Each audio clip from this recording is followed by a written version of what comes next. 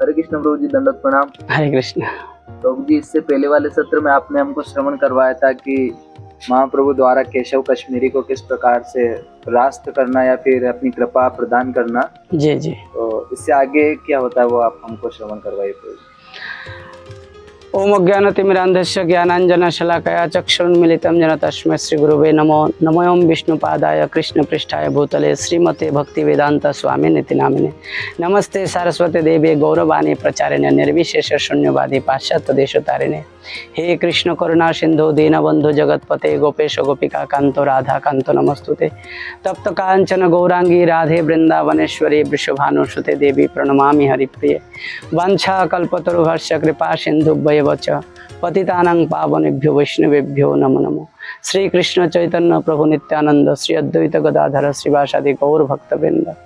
हरे कृष्ण कृष्ण कृष्ण हरे हरे, हरे राम राम राम हरे हरे।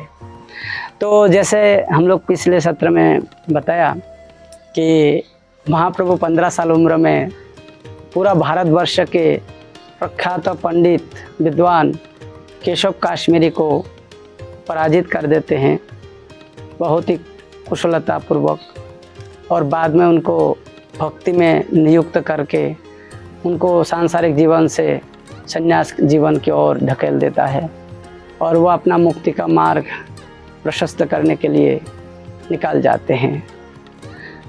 इसके बाद महाप्रभु के मन में विचार आया कि मैं अपने दादाजी के घर, यानी महाप्रभु के पिताजी है जगन्नाथ मिश्र, उनके पिताजी है उपेंद्र मिश्र।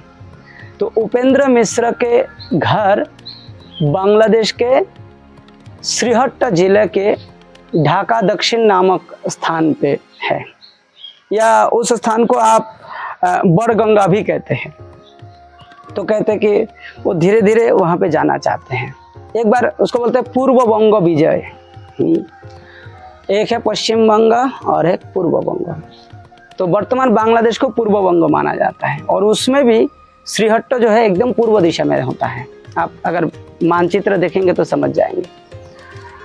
तो यही बात जब लक्ष्मी प्रिया और विष्णु प्रिया के सामने सची माता के सामने रखा गया कि माँ मैं कुछ दिन के लिए पूर्व बंग घूम के आना चाहता हूँ, तो सची माता कहते कि तू अगर इतना दूर चले जाएंगे फिर हमारी बहू का क्या होगा, मेरा क्या होगा, कौन देखेगा हम लोगों को। तो महाप्रभु कहते नहीं चिंता मत करो, मैं बहुत ही जल्दी लौट के आऊँगा। और एक बार अपने दादाजी का घर देखना जरूरी है ना, जाना चाहिए ना, पैतृक भिटा देखना चाहिए। पिताजी नहीं रहे, भैया चले गए संन्यास में, अब ये इनका फर्ज बनता है कि एक बार दादाजी के घर देख के आए। तो इसमें कोई भी शौक की गुंजाइश तो है नहीं। साथ ही साथ महाप्रभु सोचने लगे कि मेरी जो विद्वता है, मेरी जो ये जो हमने पाठशाला खोला है, तो छात्र कहाँ से आएगा। जब मैं एक बार घूम के आऊँगा वहाँ पे थोड़ा सा तर्क वितर्क, वाद विवाद, न्याय, अलंकार, वेदांत सूत्र आदि व्याकरण, पाणिनि व्याकरण के ऊपर जब मैं चर्चा करूँगा तो मेरे वाग्मिता और विद्वता देख के तो लोग बोलेगा कि चलो भाई निमाय पंडित के टोल में भेजो इनको, अपने बेटा को, ऐसे बोलेंगे। तो ये एक प्रकार की एडवर्टाइजमेंट जरूरी है। और जैसे ही टोल खोला जाएगा तो वैसे ही परिवार में पैसा आएगा, आमदनी होगा। तो ये एक हिसाब है कि कुछ ब्राह्मण के लड़का तो क्या करेगा, तो कुछ तो करना पड़ेगा। तो उस हिसाब से उन्होंने सोचा कि एक बार दादाजी के घर घूम के आए, साथ ही साथ बहुत सारे लोगों से थोड़ा मिल के आए जो आगे जाके हमारे पाठशाला का फायदा होगा। तो सची माता ने बोला कि हाँ रे बेटा, ऐसा करना कि तू बहू को भी साथ में लेके चल। महाप्रभु कहते अरे नहीं, मेरे साथ तो मेरे छात्र ही रहेगा, बहू कैसे जाएगा। और दूसरी बात यह है कि वो स्त्री है, रास्ते में कई जगह में रात को रुकना पड़ेगा, और कई जगह में रास्ता नहीं होता है, नाव से पार होना पड़ता है। तो कोई भी स्त्री अगर साथ में रहे तो उसमें दिक्कत बहुत ज़्यादा होगा। हम लोग पुरुष चलेंगे और भी संख्या में बहुत कम जाएंगे, तो ऐसे में नया मुसीबत खड़ा हो जाएगा अगर साथ में एक स्त्री हो तो। हाँ, तो इसलिए कहते हैं कि बहुत सारे सामान लेके चलना पड़ेगा। पुरुष में तो इतना ज़्यादा ज़रूरत भी नहीं, थोड़ा छोटा पुटली लेके भी जा सकते हैं। तो सची माँ देखा कि ये तो ऐसे जाएगा तो ठीक है जाने दो। तो फिर लक्ष्मी प्रिया से महाप्रभु एकांत में बातचीत करते हैं। कहते हैं देखो प्रिय, ए लक्ष्मी मेरी बात तो सुनो। वो तो कहते कि आप मुझे छोड़ के जाएंगे, पता नहीं कब आएंगे, मेरा क्या होगा। तो वो एकदम लजीली सुर में कुछ बोल रहे थे। महाप्रभु कहने लगे अरे प्रिय मेरे प्राण, तुम ऐसा क्यों सोच रहे हो, मैं बहुत ही जल्दी आ जाऊंगा, एक बार दादाजी के घर में जाना तो जरूरी है ना। हाँ, तो इस प्रकार से वो समझा रहे थे, रात को समझाया। और दूसरे दिन सुबह वो पूर्व बंग के लिए अब निकल गए। तो उनके साथ बहुत सारे 8-10 छात्र भी साथ में रहे हैं। सब निकले तो सबसे पहले महाप्रभु आए हैं गंगा के किनारे, यानी गंगा जब जहाँ से वो भागीरथी के रूप में या जाह्नवी के रूप में पश्चिम बंगाल की ओर से होके बहता है और गंगा सागर में जाके मिलता है, तो ये गंगा के रूप में इसका धारा माने जाते हैं। लेकिन गंगा के मूल धारा जो है जब बांग्लादेश में प्रवेश करता है यानी पूर्व बंगा में, तो उसका नाम गंगा नहीं, उसको पद्मा नदी बोलते हैं। वही धारा सेम उसको बोलते हैं पद्मा नदी। तो पद्मा नदी के एक छोटा सा शाखा मतलब धारा साइड में होके जाते हैं, तो वो पद्मा के किनारे महाप्रभु पहुंचते हैं। और वहाँ पे महाप्रभु क्या बोलते हैं उसको, नरोत्तम नरोत्तम नरोत्तम ऐसे करके पुकारते हैं। तो कुछ भक्त लोग बोल रहे हैं कि महाप्रभु ये नरोत्तम नरोत्तम क्यों बोल रहे हैं। तो किसी को समझ में नहीं आया, महाप्रभु को पूछने का हिम्मत भी नहीं था। चलो ठीक है, महाप्रभु भावावेश में बोला होगा, जाने दो, इस बात को वहीं छोड़ दिया गया है। फिर महाप्रभु पद्मा नदी के उस किनारे से धीरे धीरे महाप्रभु चले गए हैं फरीदपुर। वहाँ पर भी बहुत सारे छोटे मोटे विद्वानों से महाप्रभु का मुलाकात हो जाता है। महाप्रभु वहाँ पे भी बहुत ही वाग्मिता के साथ उन लोगों से शास्त्रार्थ करते हैं, उन लोगों को कन्विंस कर लेता है और कृष्ण भक्ति के लिए सबको प्रेरित करता है, अच्छा उपदेश देता है।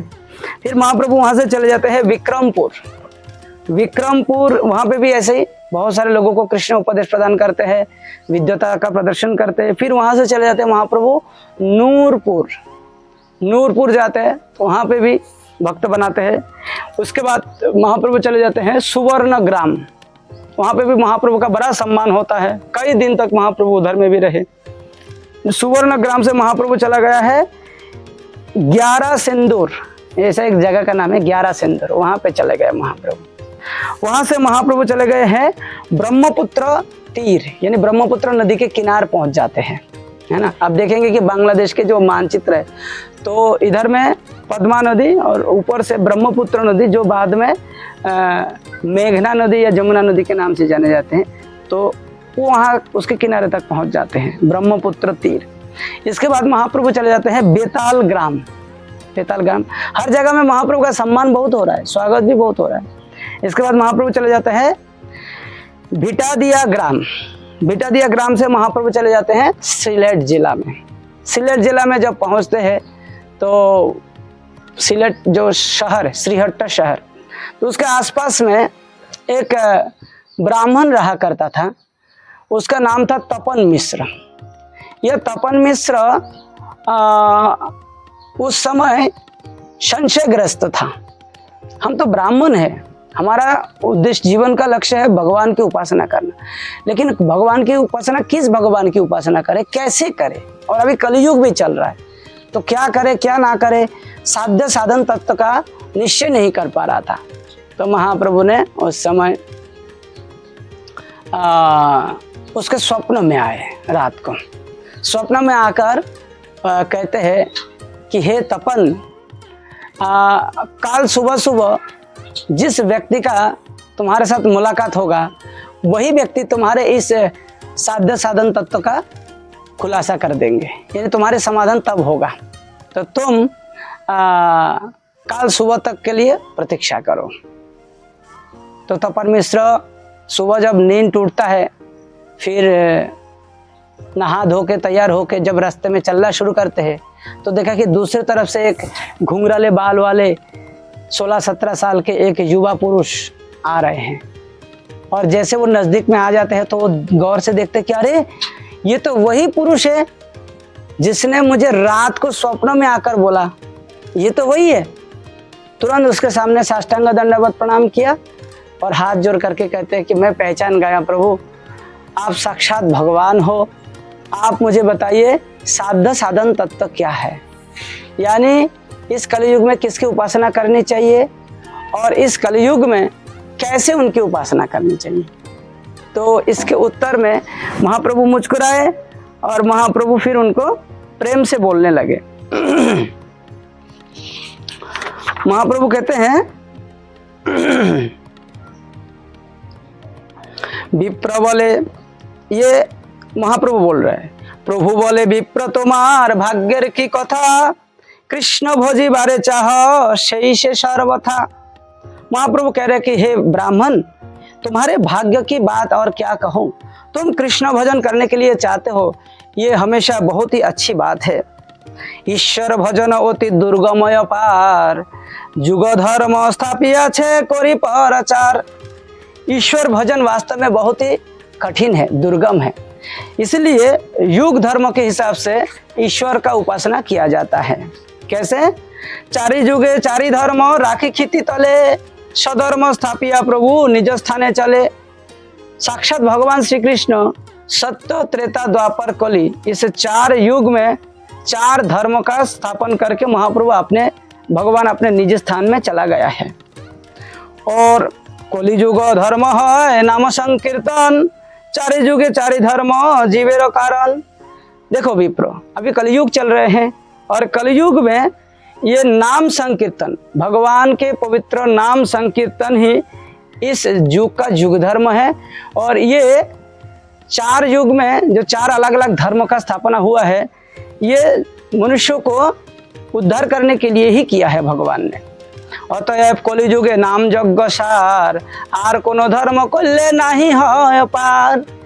इसलिए कलियुग में केवल नाम यज्ञ ही सार है और दूसरा कोई भी कार्य करने से उसका सचमुच उद्धार नहीं होता है। रात्रि दिन नाम लय खाइते सोइते, तहार महिमा वेदे नहीं पार दिते। कोई भी व्यक्ति अगर दिन रात खाते पीते सोते चलते फिरते अगर भगवान का नाम लेते हैं तो उनका क्या लाभ होता है, ये वेद भी बखान करके पूरा नहीं कर पाते। सुनो मिश्र कलिजुगे नाही तप यज्ञ, जय जन भजे कृष्ण तार महाभाग्य। हे मिश्र जी, आप बड़े प्रेम से सुनिए कि इस कलियुग में कोई भी तपस्या नहीं है और कोई भी यज्ञ नहीं है, जो कृष्ण भजन करते हैं वही महाभाग्यवान है। अतएव गृहे तुम्हें कृष्ण भज गया, कुटी नाटी परिहरी एकांत होइया।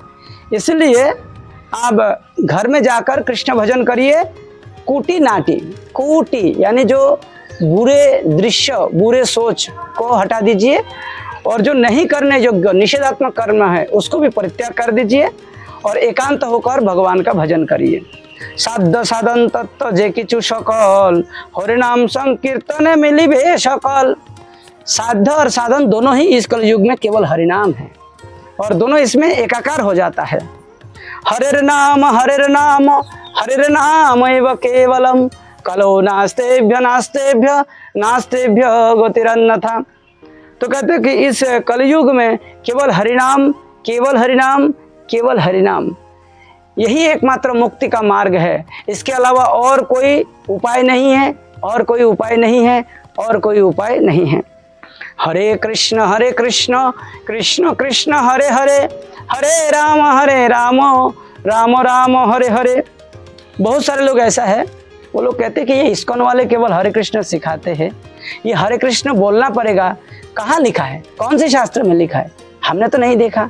तो यहाँ पर श्रील वृंदावन दास ठाकुर श्री चैतन्य भागवत के आदि खंड में 14वां अध्याय के 145वां श्लोक में हरे कृष्ण महामंत्र का जिक्र किया है। यही श्लोक नाम बोली लय महामंत्र, 16 नाम 32 अक्षर यही तंत्र। कहते कि ये जो श्लोक, इसमें इसको महामंत्र कहते हैं। बाकी सब तो मंत्र है, गायत्री मंत्र, ये मंत्र वो मंत्र, लेकिन ये जो हरे कृष्ण ये महामंत्र है और इसमें 16 नाम है। इसमें कृष्ण 4 बार आता है, हरे 8 बार आता है और राम 4 बार आता है, कुल मिला के 16 नाम। और उसमें 32 अक्षर है। साधिते साधिते जब प्रेमांकुर हबे, साध्य साधन तत्व जानिबा से तबे। जब आप इसको जप करना शुरू करेंगे, कीर्तन करना शुरू करेंगे, तो धीरे धीरे आपके हृदय में प्रेम अंकुर होते रहेंगे। प्रभुर श्री मुख शिक्षा सुने विप्रवर, पुनः पुनः प्रणाम करो ये बहुतर।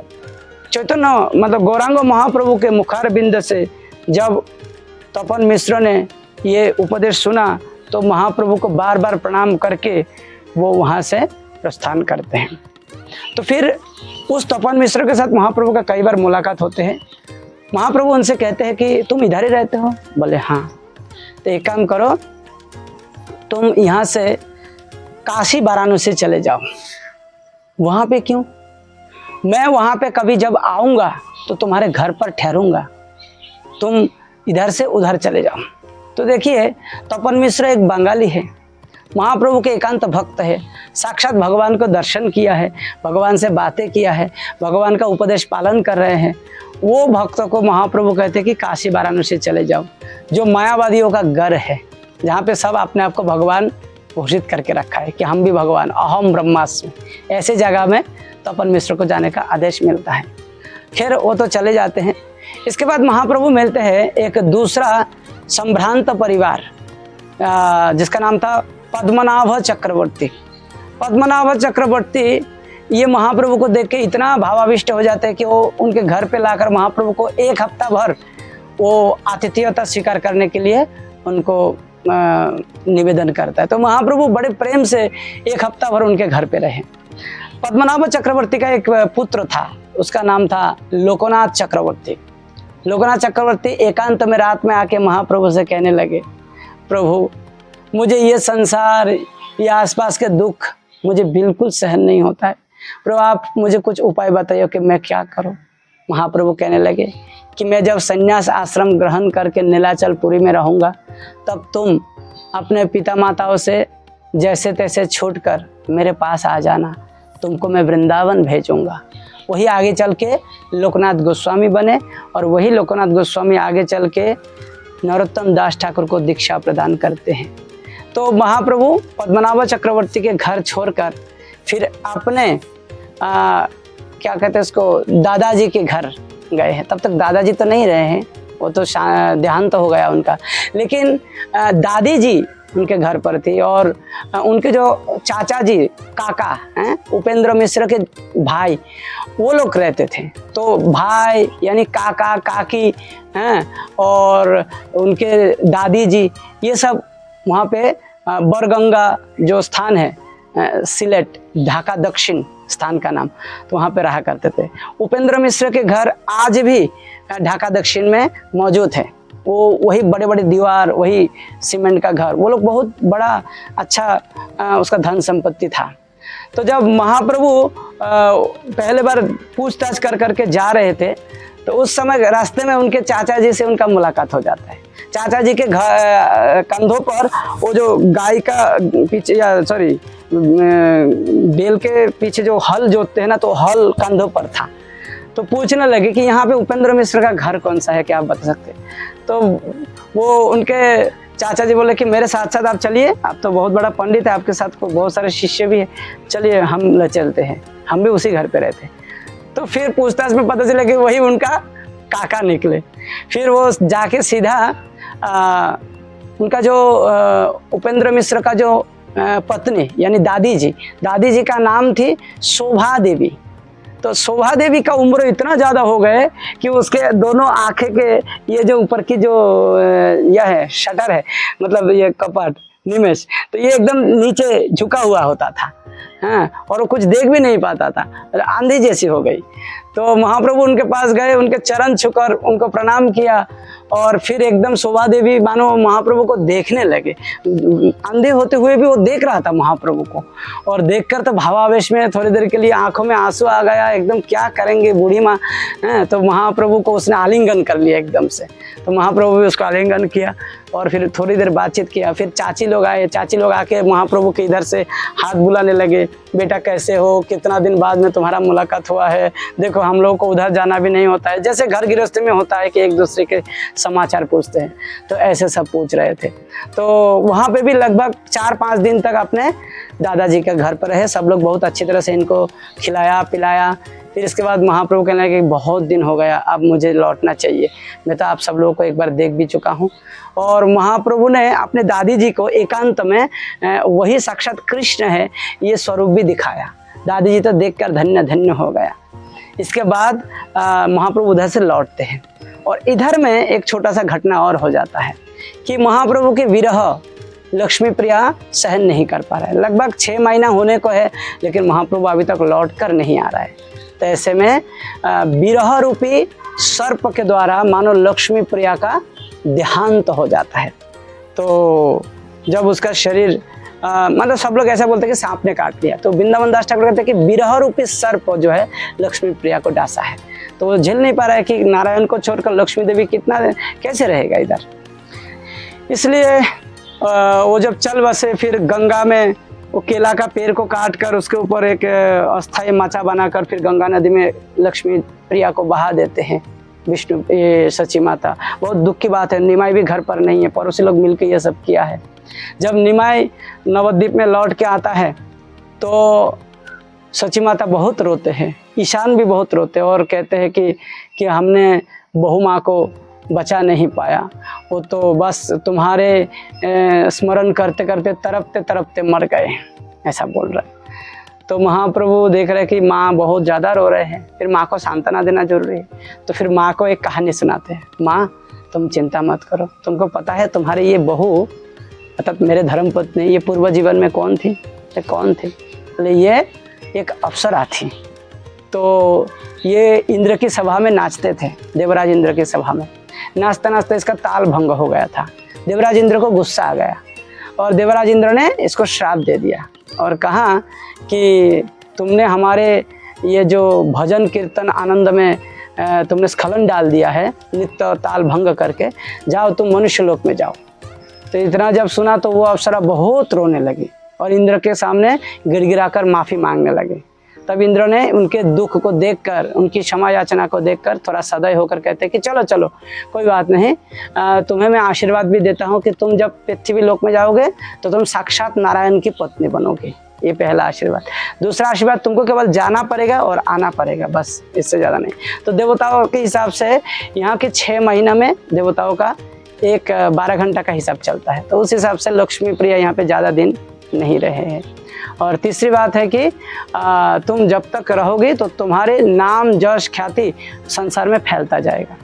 तो लक्ष्मी प्रिया यहाँ पर आए और तुम्हारे पुत्र वधू बने और यहाँ पे जितना दिन रहना उसका श्राप का समय निकल गया होगा, तो इसलिए वो चला गया। तो उसके लिए शोक करने की कोई बात नहीं, वो तो स्वर्ग में गए, अप्सरा बनकर वहाँ पे मनोरंजन कर रहे हैं। तुम उसके लिए चिंता मत करो, उसके शोक से तुम मुक्त हो जाओ। इस प्रकार से गौरांग महाप्रभु अपने प्रथम विवाह, प्रथम पत्नी और पूर्व बंग यात्रा आदि ये सब लीला संपन्न करते हैं। तो आज यहाँ तक ही है। अगले सत्र में हम लोग महाप्रभु के द्वितीय विवाह के ऊपर चर्चा करेंगे।